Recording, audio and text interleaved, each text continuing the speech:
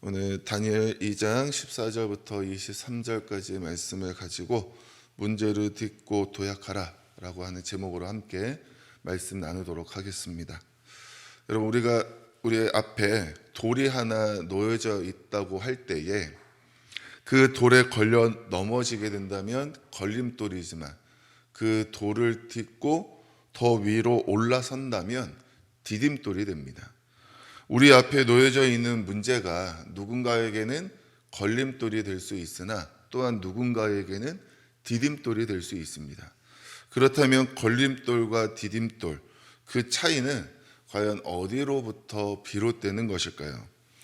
다니엘 2장 말씀에서 보면 문제가 하나 있습니다. 그것은 느부갓네살의 꿈입니다.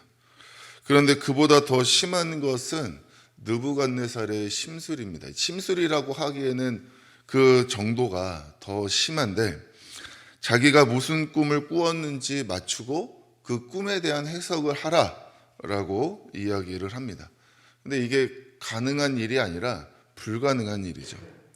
그런데 문제는 그걸 못하면 바벨론의 지혜자들을 모두 다 죽이겠다라고 합니다. 못하는 걸 가지고 바벨론의 지혜자, 즉 어떻게 보면 바벨론에서 엘리트라고 할 수 있는 계층이 다 죽게 생겼습니다. 그리고 그 대상에 다니엘과 친구들도 포함되어져 있습니다. 느부갓네살이라는 이 돌덩이에 바벨론의 지혜자들이 다 걸려 넘어지게 됐습니다. 바벨론의 지혜자들에게 느부갓네살은 걸림돌이 되었습니다. 여러분, 그런데 다니엘은 과연 어떻습니까? 오늘 말씀을 쭉 살펴보면 다니엘이 그 왕의 명령을 이제 실행하고자 하는 근위대장으로부터 이 소식을 듣게 됩니다. 그래서 이후에 다니엘은 왕을 찾아가서 시간을 달라고 이야기를 합니다. 사실 그 왕의 꿈을 알려달라고 하는 바벨론의 지혜자들의 요구에 대해서 이 느부갓네살이 시간을 지연하려 한다라고 하면서 그 요구를 묵살을 했는데, 다니엘이 왕의 요구대로 이것을 진행해 주겠다, 내가 꿈을 이야기하고 그 꿈에 대한 해석까지 하겠다라고 하면서 시간을 조금 더 달라고 하는 그 요구는 들어주는 모습을 보게 됩니다. 이게 권력을 가지고 있는, 힘을 가지고 있는 사람이 자기 마음대로 하고자 하는 그런 모습을 보게 되는데요. 근데 이후에 이제 이 다니엘은 이 상황을 가지고 하나님 앞에 기도하고 또 자신의 새 친구들과 함께 이 내용들을 함께 나누면서 하나님 앞에 같이 기도하는 모습을 보게 되고, 이후에 19절에서 하나님께서는 환상을 통해 응답을 하시게 되고, 그 이후에 다니엘은 이제 23절 말씀까지 자신의 기도에 응답하실 하나님을 감사와 찬송과 영광을 올려드리는 내용으로 오늘 말씀이 이루어져 있습니다. 그리고 그 뒤에 이후의 일이기는 하지만 다니엘은 이제 느부갓네살의 꿈을 이야기하고 그리고 그 꿈에 대한 해석을 하게 돼서 이제 자신의 문제를 해결받은 이 느부갓네살이 이 다니엘을 행정과, 이게 바벨론의 행정과 종교의 가장 최고의 위치에, 그리고 그 친구들까지 높은 위치에 올리게 됩니다. 그 모습을 보면 다니엘은 이 느부갓네살이라는 문제, 이 돌을 딛고 올라서는, 그래서 느부갓네살의 이 문제는 다니엘에게 디딤돌이 되는 모습을 우리는 말씀을 통해 보게 됩니다. 다니엘은 문제 앞에서 주저앉지 않고 오히려 그 문제를 딛고 일어나서 더 높은 곳으로 도약하게 됩니다. 다니엘이 문제를 해결해 가는 오늘 본문 말씀의 과정에서 세 가지의 중요한 단어를 보게 됩니다. 첫 번째는 지혜입니다. 14절 말씀을 보면 다니엘이 명철하고 슬기로운 말로라는 표현이 있습니다. 이는 탁월한 지혜를 통해 상황을 잘 파악한다라는, 그리고 상황을 잘 주도해 나간다는 뜻을 가지고 있습니다. 그래서 다니엘은 명철과 슬기, 즉 탁월한 지혜를 가지고 근위대장 아리옥과 느부갓네살의 감정을 상하지 않게 하면서 지금 처해 있는 그 문제를 잘 풀어나가는 모습을 보여주고 있습니다. 그런데 이 다니엘의 탁월한 지혜가 다니엘의 것이냐? 그렇지 않습니다. 신실하게 하나님을 섬김으로 인해서부터 비롯된 하나님의 지혜가 바로 다니엘에게 있습니다.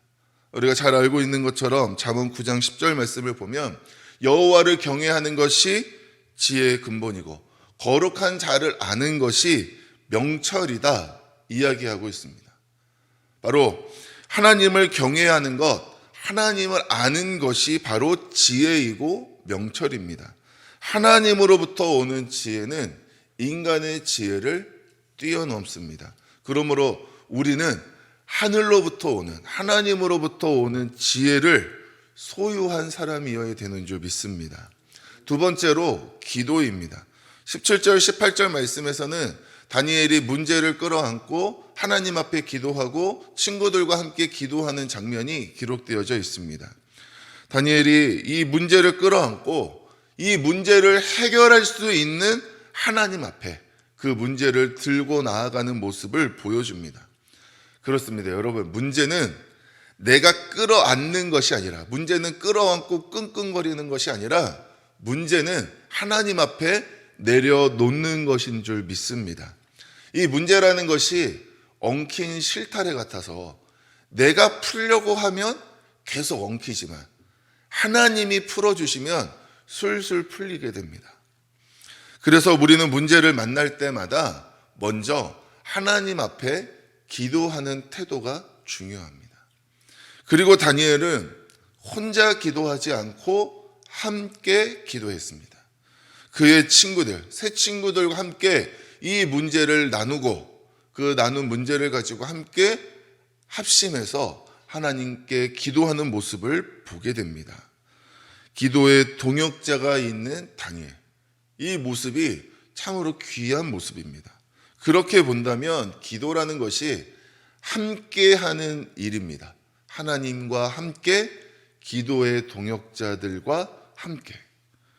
여러분, 기도의 동역자들을 만드시기를 바랍니다.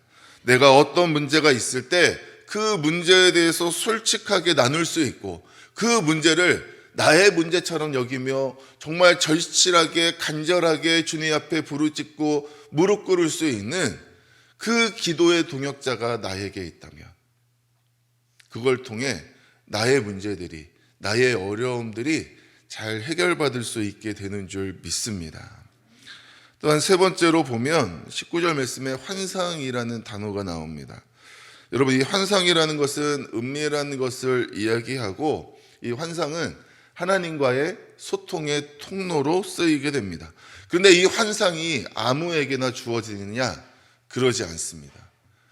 하나님의 뜻을, 하나님과 소통할 수 있는 이 환상이라는 것은 하나님의 영이 통하는, 그러니까 하나님의 영이 같이 함께 소통할 수 있는 사람만이 이 환상을 보게 되는 것입니다. 고린도전서 2장 10절 11절 말씀을 보면 하나님의 깊은 것까지도 통달할 수 있는 은혜가 성령이 그 안에, 하나님의 영이 그 안에 충만한 사람이 그 일이 가능하고, 그래서 그 성령을 통해 하나님의 일도 알게 되고, 하나님의 영이 아니면 아무도 하나님의 뜻을 알 수 없다라고 말씀하고 있습니다. 즉 우리 안에 계시는 성령께서 하나님의 깊으신 뜻을 알게 하십니다. 하나님의 영으로 충만한 사람에게 하나님께서 하나님이 가지고 계신 그 은밀한 것을 보여주시고 하나님의 뜻을 깨닫게 하시는 역할이 바로 환상이 가지고 있는 역할입니다. 다니엘은 하나님의 영으로 충만한 사람이었습니다. 그렇기 때문에 그에게 환상이 임하였고 하나님께서 그와 소통하시며 느부갓네살이 가지고 있는 문제도 풀게 해 주신 것입니다. 다니엘 안에 충만한 하나님의 영이 그 하나님의 비밀스러운 것, 은밀한 것까지도 깨닫게 하셨습니다. 그래서 우리 안에도 성령의 충만함, 성령의 역사가 그래서 중요한 것입니다. 이처럼 다니엘은 지혜와 기도와 환상을 통해 느부갓네살의 문제를 딛고 올라서게 됩니다. 그런데 우리가 살펴본 이 지혜와 기도와 환상은 누구의 것일까요? 다니엘의 것입니까? 그렇지 않습니다. 다니엘이 지혜를 발휘했고 기도를 했고 환상을 보았지만 그 근본적인 것은 지혜는 하나님의 지혜였고 기도를 듣고 응답하시는 분은 하나님이시고 환상을 그에게 허락하신 분도 하나님이시기에 다니엘은 이 문제를 풀어내는 솔루션이 자신의 것으로 행된 것이 아니라 바로 하나님의 것으로 한 것을 볼 수 있습니다.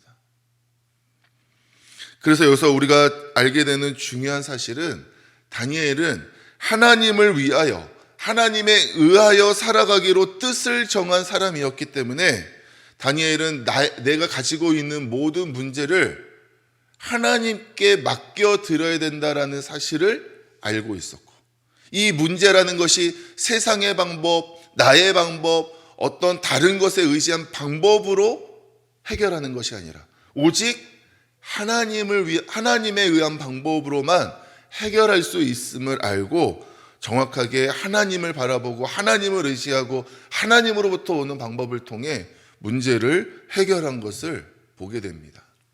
지혜와 기도와 환상, 이 모두는 나의 것이 아니라 하나님으로부터 오는 것입니다.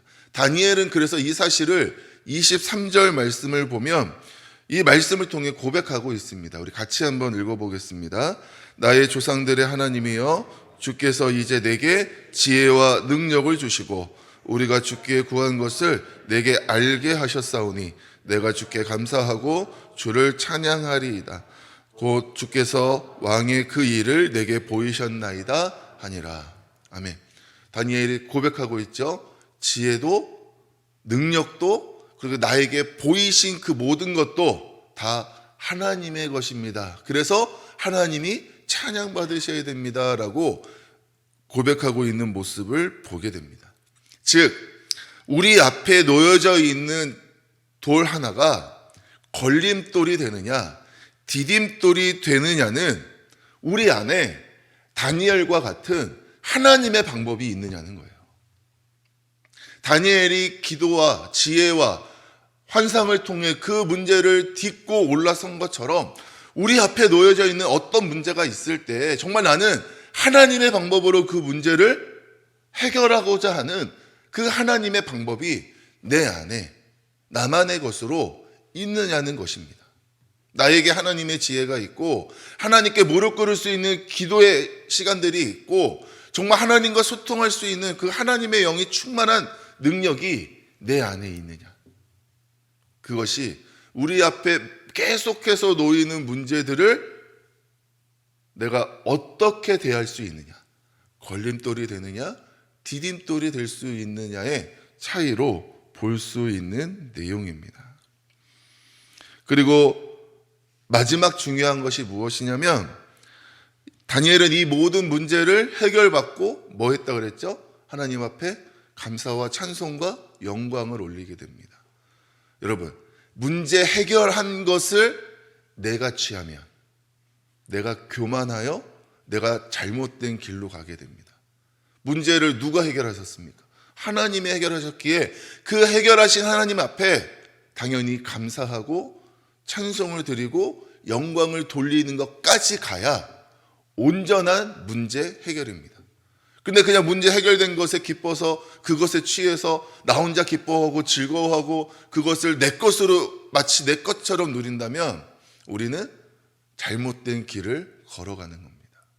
문제가 해결될 때마다 하나님 앞에 감사할 수 있는 태도까지 갖는 것, 그것이 문제 해결의 마침표임을 기억하시고 언제나 하나님을 바라보며 하나님 중심으로 하나님에 의한 방법을 통해 우리에게 주어진 모든 문제들을 잘 해결하시면서 걸림돌에 넘어져서 코 깨지고 이마 깨지고 막 이리저리 아픈 그런 인생이 아니라 항상 딛고 더 높은 곳으로 도약해 나아가시는 사랑하는 우리 모든 성도님들 되시기를 주님의 이름으로 축원합니다.